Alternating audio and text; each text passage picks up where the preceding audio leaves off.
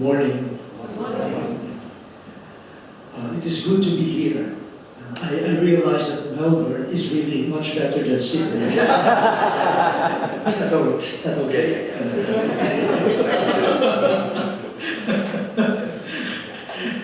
That was the first lesson that Brother taught me when he met me at the airport a few days ago.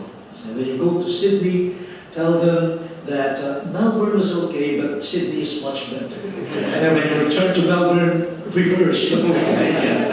It will endear you to our people. This is an informal conversation. I did not prepare any treatise or a conference that is scholarly.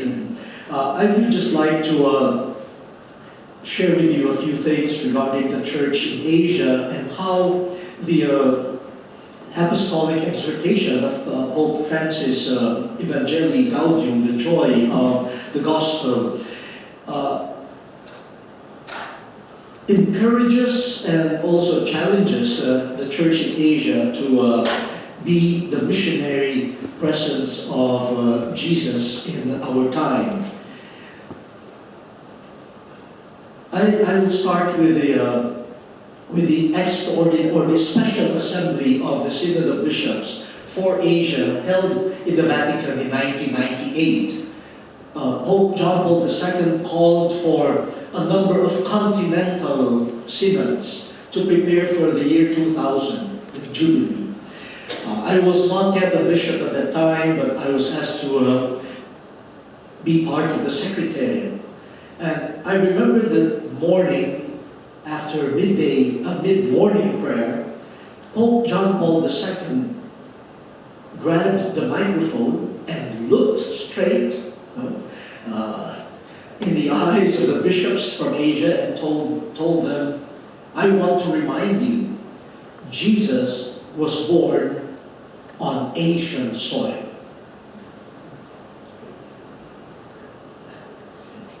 And there was silence. Even the Asian bishops could not believe that Jesus had an Asian background or Asian culture, I think all of us grew up thinking that Jesus was Irish or Spanish or what, no? But to be told that Jesus was one of us, because the church considers Asia, this whole vast continent, from what we call the Middle East up to what we call Far East. All of that East is Asia, as far as the church is concerned.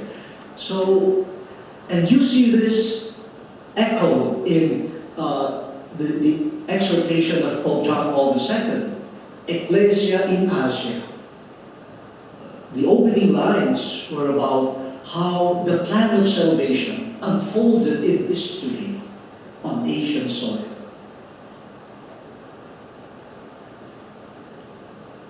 Unfortunately, it is also in Asia where Jesus is least known or accepted. It is in Asia where the church remains, after more than 2,000 years, remains a little flock.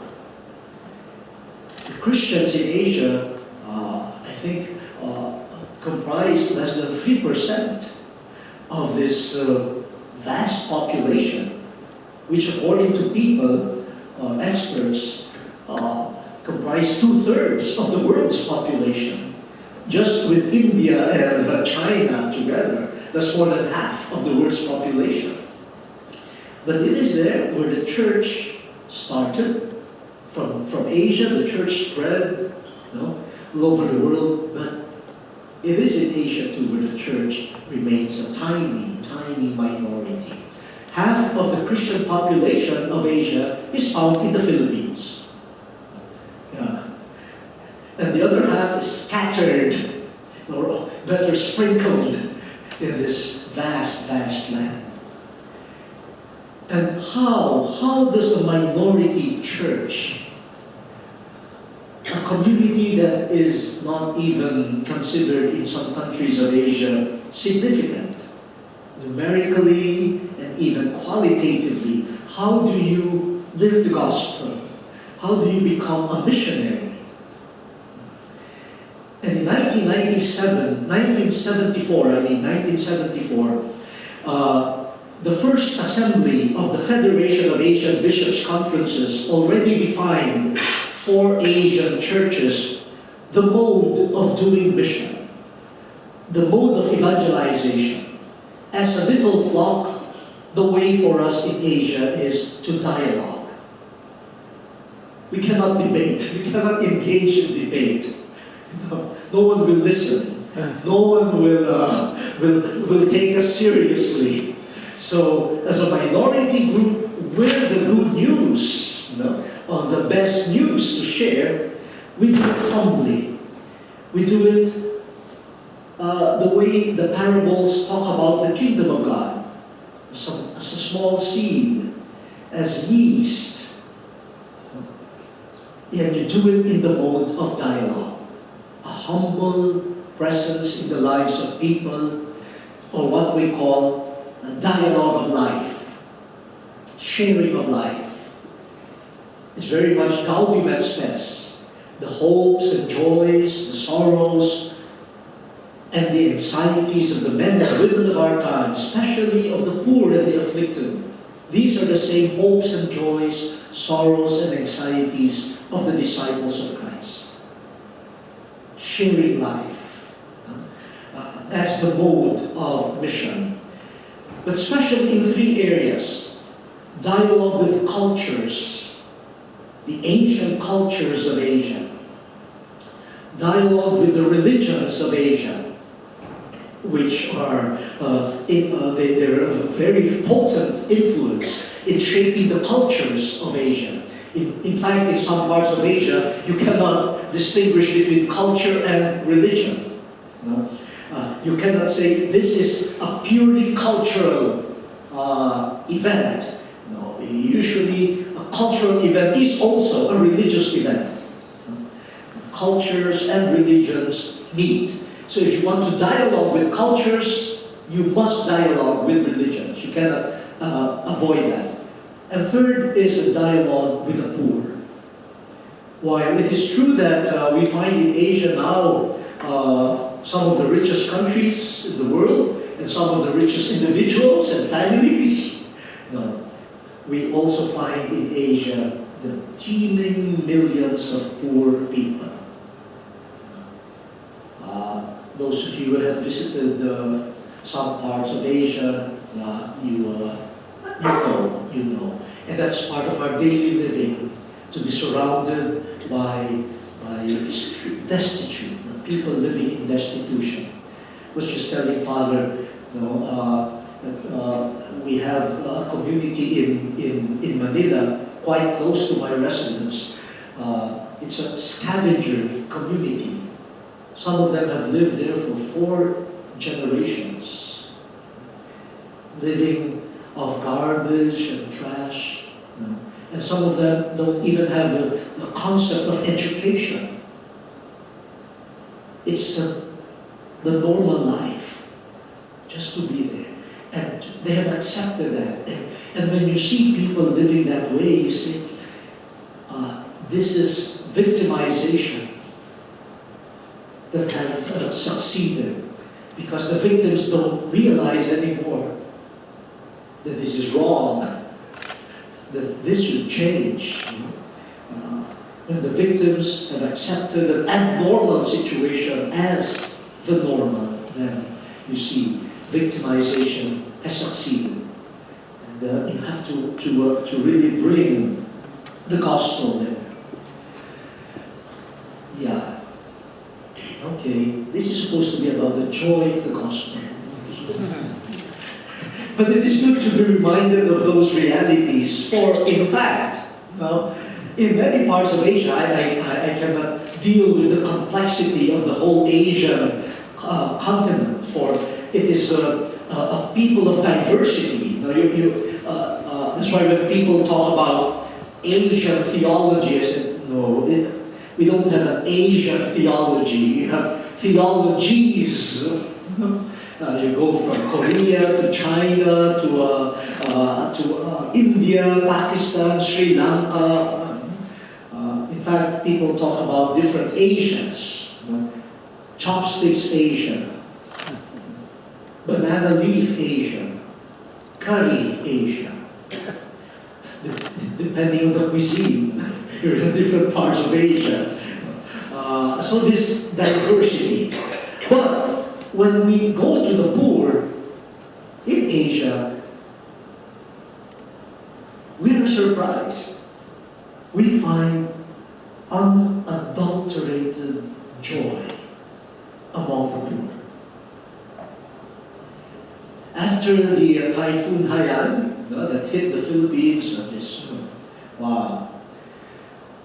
Even the international journalists marveled at how 2 days after the typhoon, the children were playing again, laughing again, smiling again. The young people would congregate again in the corners with their guitars and start singing again. No? And the parents who just buried their children, when approached by international workers, would offer them a warm greeting, smiles, and even offer coffee, rice cakes, so on. So, where do we find the joy of the gospel? Who have the secret of the good news? Sometimes the rich look glum. Wherever they go, they leave traces of gloom. And then you go to these communities where they don't have food, they don't have shelter, but you find genuine joy. I attended the Asian Mission Congress in Chiang Mai, Thailand. There was a girl from Singapore who was asked to share her experience as a pastoral worker. Those of us who were listening to her in the workshop got turned off, really turned off. The first 5 minutes of her presentation, because she talked about how rich her family was, the high positions in the corporations where her parents worked, and the exclusive girls' schools that she attended, and the things that she bought. So there was a priest from India seated next to me, and he whispered, he said, "Who invited this girl? What is she doing in the Mission Congress? Why is she talking that way?" I said, "I don't know." But it was a how do you call it, an attention setting technique. Afterwards, he said, "I'm not that type of person anymore." Now, with a dramatic pause. And then he said, "I would like to thank the poor people in the Philippines for changing me, for transforming me." I said, "Oh, sorry, I was criticizing you just a while ago, and then you're thanking our people." And she was part of a youth group that was sent by their parish in Singapore to Manila. Those of you who know the place, Payatas, again, a scavenging community. And upon arrival in Manila, the chaplain took their passports from them so that no one could escape or return to Singapore. Because the chaplain knew these young people, upon seeing the place where they would stay for 3 months, would definitely take the next flight out. So that with their passports, with the chaplain, they were forced to stay there. And they were distributed, different host families. This girl said that she saw the house that will be her home, made of plastic and cardboard. She said, "Is this a house?" But something caught her attention. Her foster parents, very poor, asked her, "What do you want for dinner?" And her brothers and sisters now, they were running around her, trying to entertain her. And she said to herself, "Wow, when was the last time my parents asked me what I wanted for dinner?" It was a new experience for her. And the question coming from a couple that I need to borrow money elsewhere to prepare a meal for her. And the children, now her brothers and sisters, really filled with joy in having her. And that started a long process of reflection. Why are they happy? What makes them happy? The joy that the poor of the gospel know. So while we are asked to be evangelizers, I think the Holy Father is right in reminding us all of us need to be evangelized. We need to hear and experience and touch the gospel, especially as presented to us by the poor. We worry about them, and rightly so. But I think we should be more worried about ourselves. We probably are missing out on the true meaning of the gospel. The joy that the poor could give to us.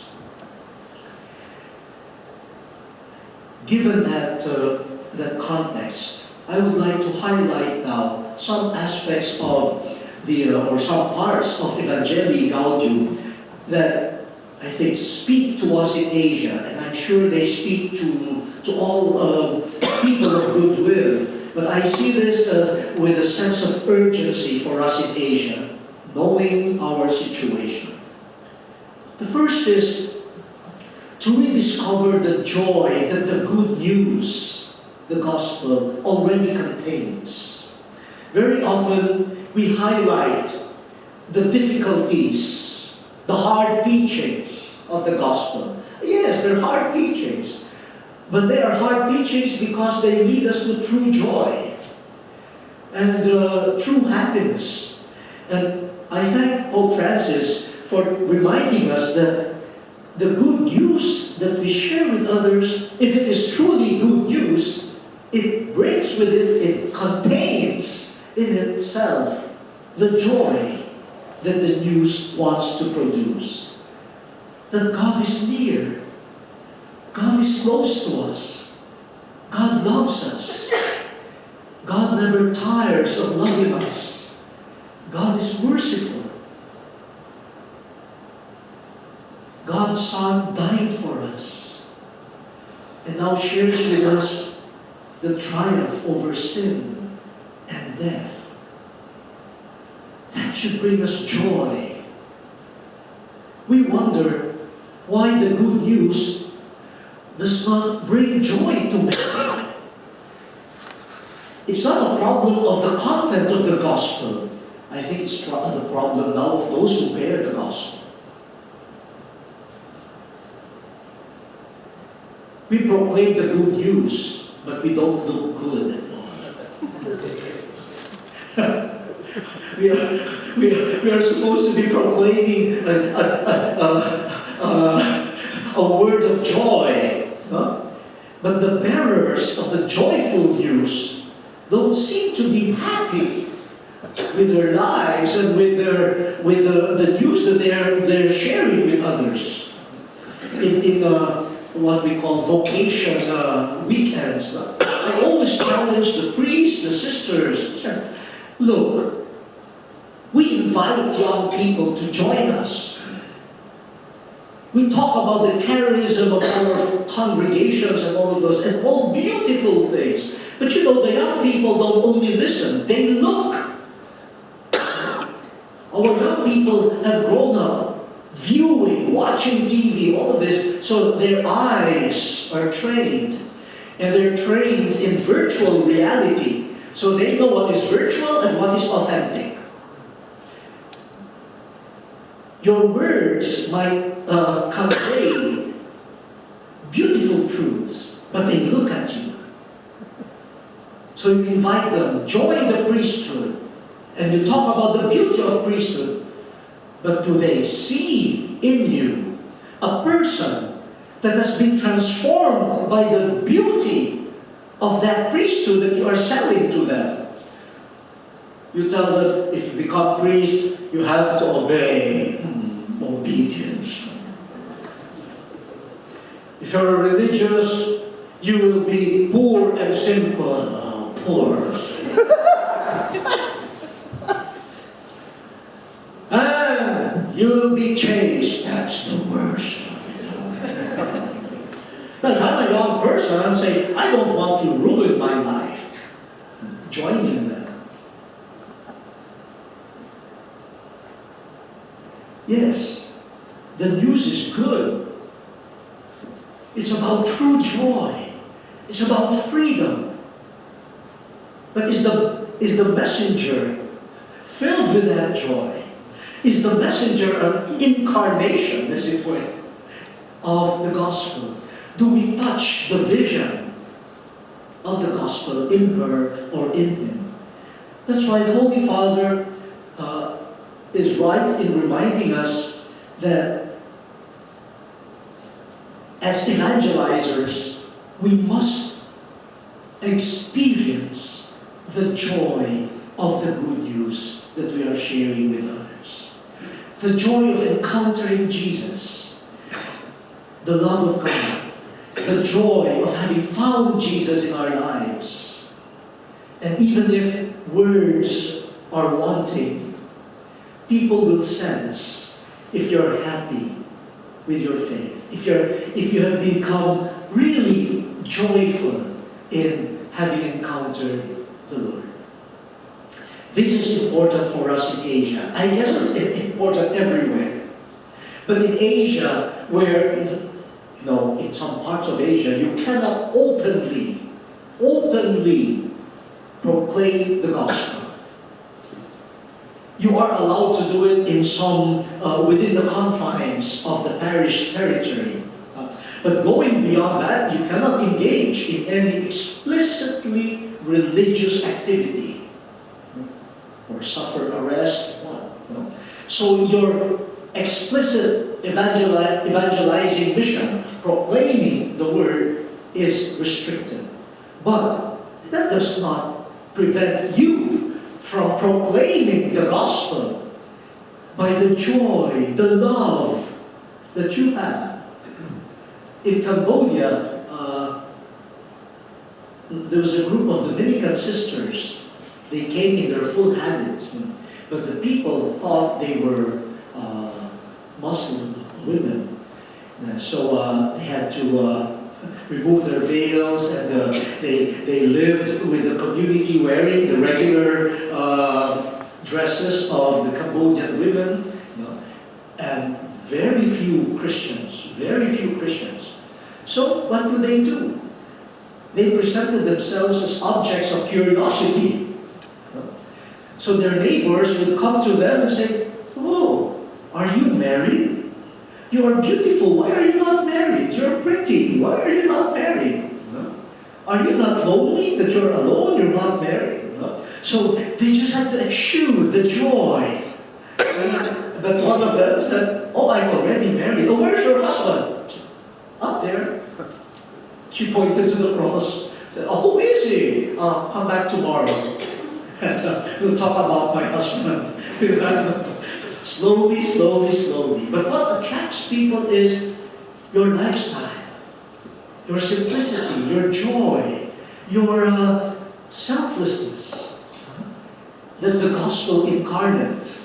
Before people hear, in some parts of Asia, before they hear the spoken word, they already hear the word as lived.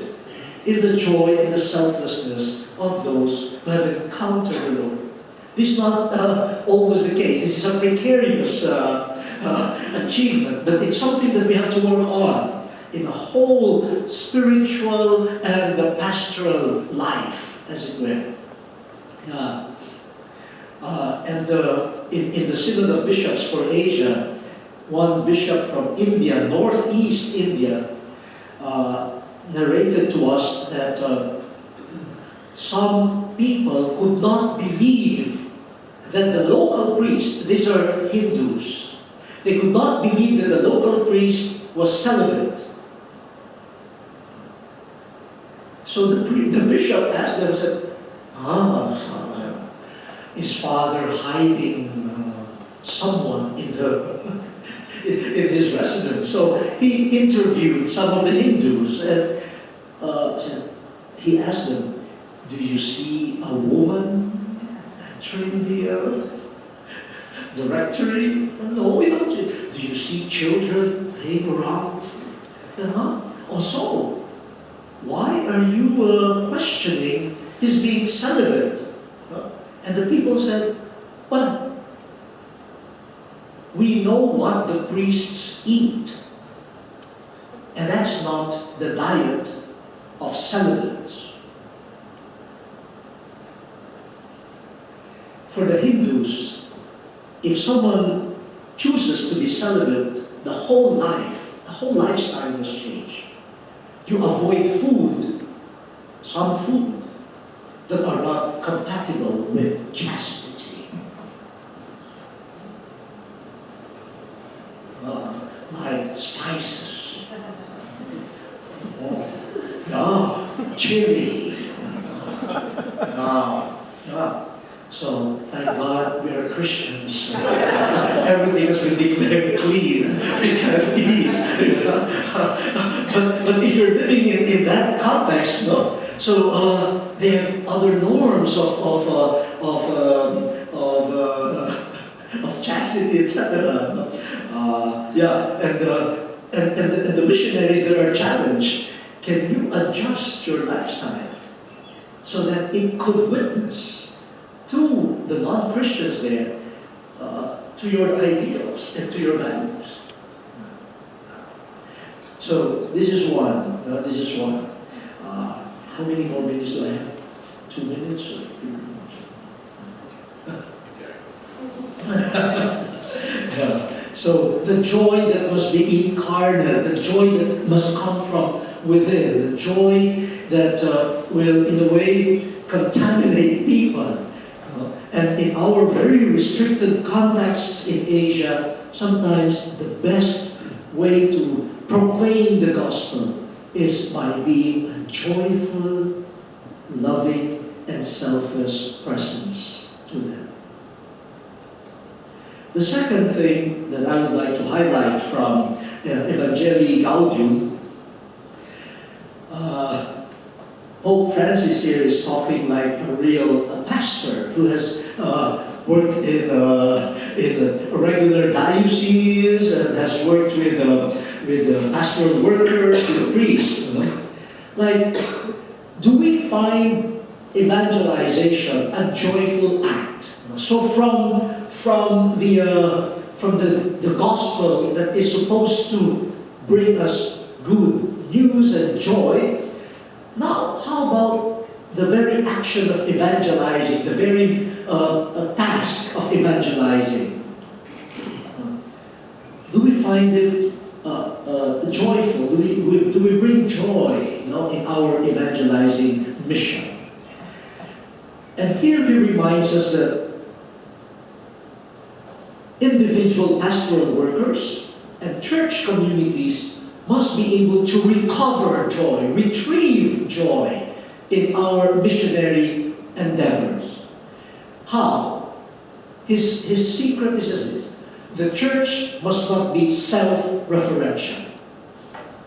If the church stops thinking of herself or itself, if the church starts thinking of others, even of the non-Christians, even of those who do not belong officially to the fold, if the church becomes a community for other people, for society, for the poor, for the migrants, for the refugees, for creation. The church will be a joyful church in the performance of mission. So he seems to be telling us, you lose joy in whatever you're doing if you're focused on yourself. And that is true. That is true. Even the lightest of tasks, if done with self-preoccupation, it deprives you of joy. For joy, deep joy, genuine joy, is achieved only when we die to ourselves. The paradox of it all. You find your life when you lose it. But if you keep on looking for your life, how do I look? Am I impressive enough? What image should I project? All of this packaging concerns, the more we become joyless. And from the beginning of his pontificate, Pope Francis has been calling the church to go forth and not be focused on self-preservation, not to be a self-preoccupied church. A church that is self-preoccupied becomes old, tired, weary. I was invited to the Civiltà Cattolica in Rome for a lecture. And after my talk, one Italian intellectual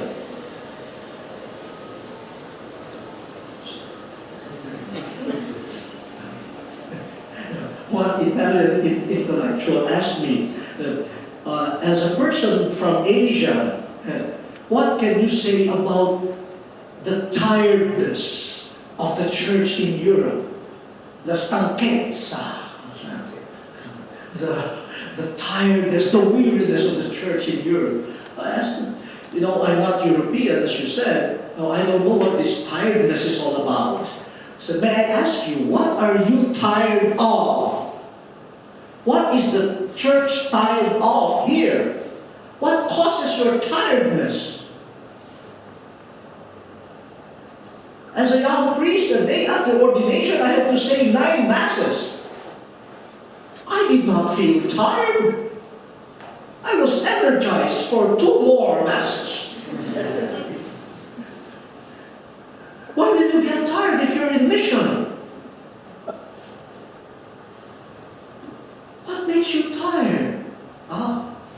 What deprives you of joy?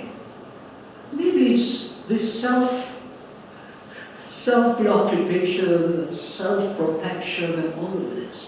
Start thinking of others. Go out. And so, Pope Francis identifies here, and I recommend this to pastoral workers. There's a whole section here.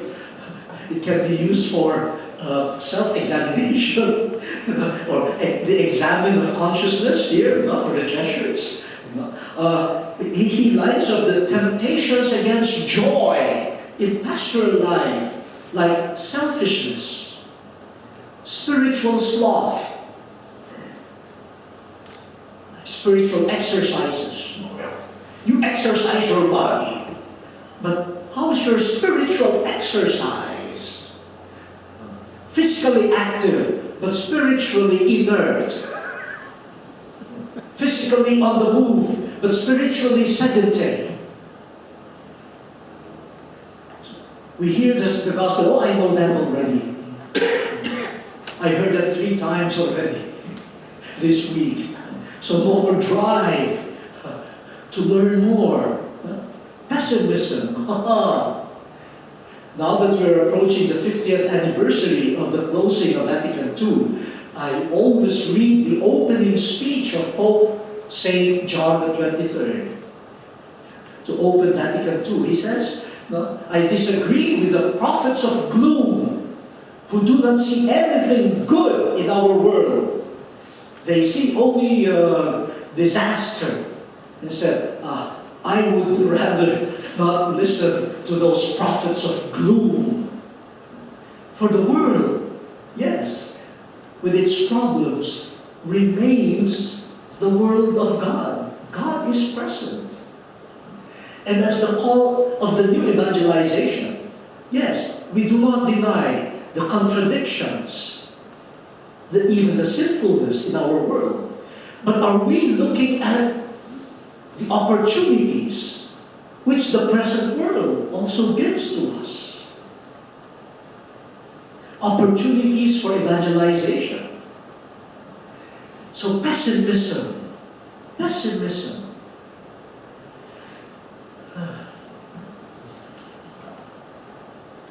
I remember in the synod on the new evangelization, there was a long discussion on migration. And this afternoon I'll share a bit of that too. How migration really leaves a wound, no? Many wounds. And the children left behind, and families, etc. But thanks to migration, we have now new missionaries bringing the faith, the Christian faith, to different parts of the world. Last March, I was invited by Cardinal Tagle to give some talks to the priests and lay leaders in Milan, northern Italy, Milano. And he also scheduled a Mass for the Filipino community. 20,000 Filipinos came. 9,000 inside the cathedral, the Duomo. And after the Mass, the Master of Ceremony said, Your Eminence, let us greet the people who were not able to enter. I said, well, sure. I thought just a few individuals standing there, that wanted to kiss my hand, the Filipino custom. I almost fainted when the doors opened. The whole piazza filled, and all the major roads filled with Filipinos and their Italian spouses and how do they call it? Eurasian children. And the Master of Ceremonies told me, whispered to me, Your Eminence, this is the future of the Church of Milan. I said, oh, they're not the future. They are already the present of the Church. Yes, migration has left a lot of wounds. But look at how God makes use of migration also for others. In many parts of the Middle East, the vicariate of the apostolic vicariate of the United Arab Emirates, they were able to form a vicariate, but 90% of the vicariate parishioners are Filipino contract workers. So Bishop Paul Hinder invited me. He said, "Come." So he said, 90% of my of the faithful in Abu Dhabi, in Dubai, it's Filipino. So he said, without the Filipinos, I won't be a bishop. I won't have a flock to minister to. So the joy of the gospel. Look at the opportunities. Stop complaining. Will the world change because you complained? Look at the hidden opportunities there. The Holy Father pointed to spiritual worldliness, using spiritual things for worldly purposes, and warring among ourselves, he says. We fight, and even among priests, I'm sorry to say, who will get the cathedral? Why him? Not me. I have a double doctorate. He's not yet a doctor. He's a nurse. Why will he get the cathedral? Oh, please. All of these ambitions, all of the, they really cause a dissipation of joy. And instead, he says, focus on our many concerns. How do we develop the lay faithful? How do we pay attention to women? How do we address the youth? How do we inspire people to take up vocations in life? How do you make your homilies? There's a long, long section on the homily here. How do we make our homilies really a dialogue of two hearts? The heart of God and the heart of the faithful meeting as the pastor brings the Word of God close to the realities of life. Beautiful description of the meeting of two hearts. The heart of God and the heart of the church. Your Eminence, could you tell them the story you told yesterday about the conference you gave to the contemplative sisters? Yeah. Yeah, it's again, it's related to this. How God teaches us to think of others, no? And yesterday, since the gospel was about the multiplication of the loaves, I focused on. I said the gospel does not give us the details of how the multiplication really happened, you know. But I focused on the hands of Jesus, you know, how 5 loaves, 2 fish, you know, because they landed on holy hands, the blessed hands of Jesus. Then you see, more than 5,000 people were able to eat. So that, but you can have the reverse. You have 5,000 loaves of bread, 2,000 fish. But if they land on the wrong hands, you know, hands that hoard, hands that like to love to accumulate, no one will be fed. So I think the hands matter. So, and I shared with them an experience of mine. I was invited to give talks to a federation of contemplative sisters, cloistered sisters of one congregation. It was the turn of the Philippines to host the federation gathering. So hundreds of them came.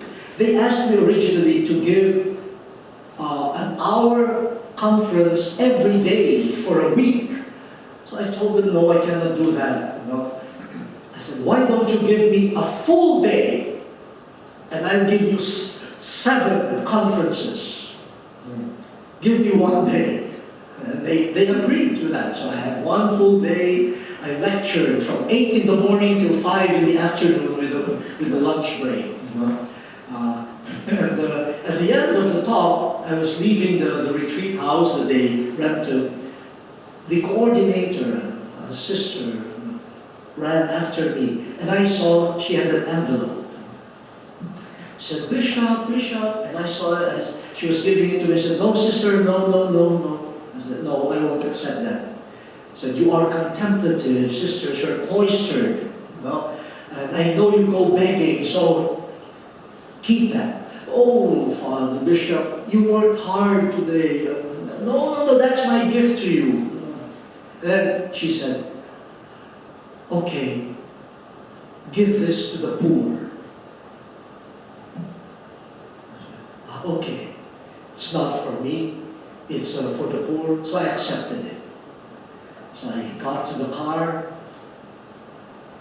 I was still holding the envelope, and I started feeling it. Wow, it was fat. And my hand started communicating to my brain. So maybe I deserve a portion of this.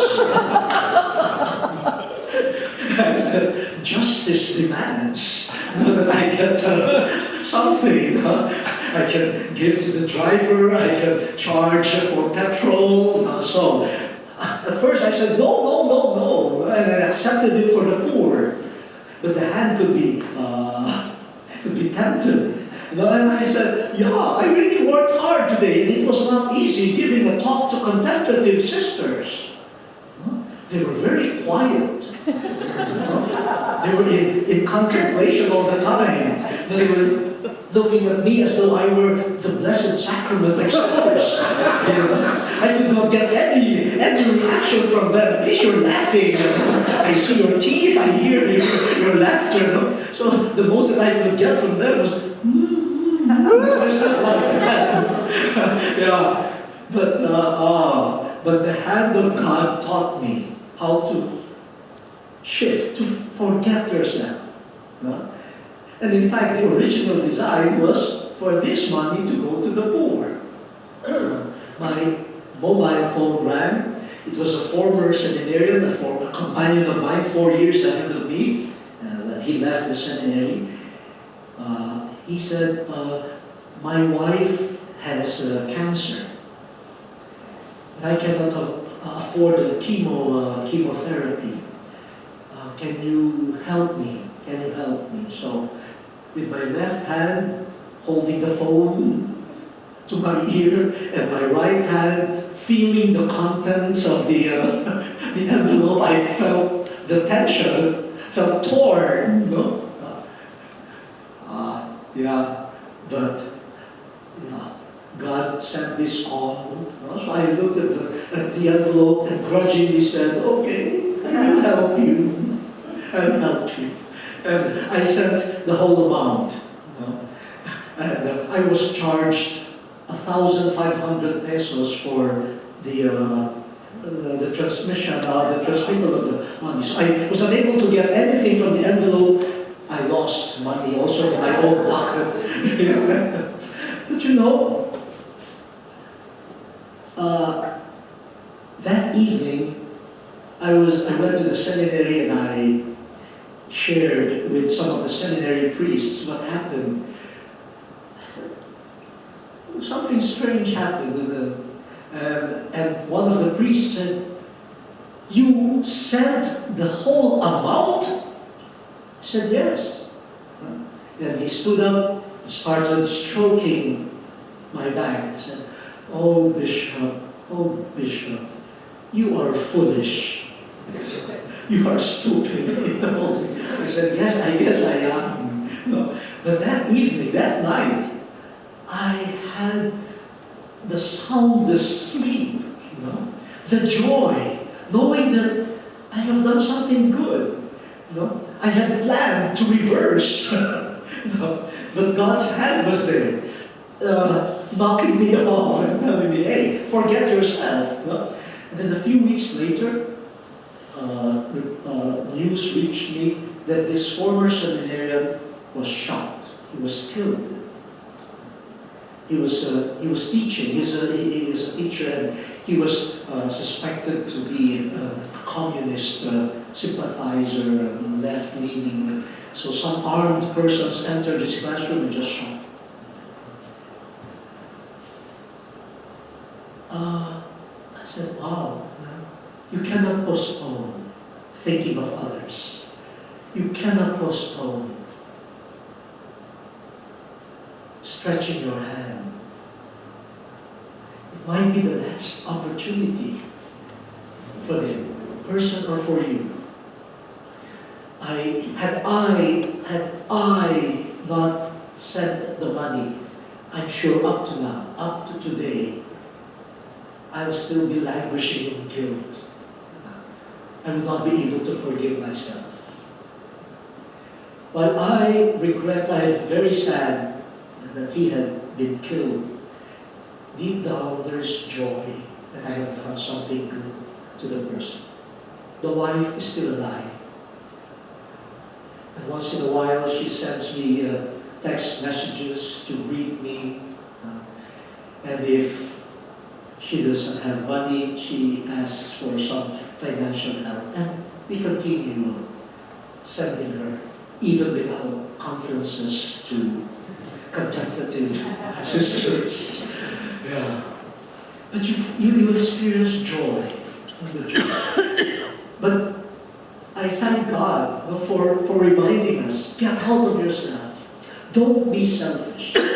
For a while, you lament, oh, I could have bought this, I could have bought that with the money that they had given me. But the joy of being a bearer of good news by going beyond yourself. And finally, just one item, the joy that the Holy Father tells us, the joy that the gospel wants to bring to the wider society through inclusion. Our world experiences a lot of exclusion. The poor, of course, are the first to experience being excluded, even if they are numerically the majority. When it comes to the journey of the world, they are excluded.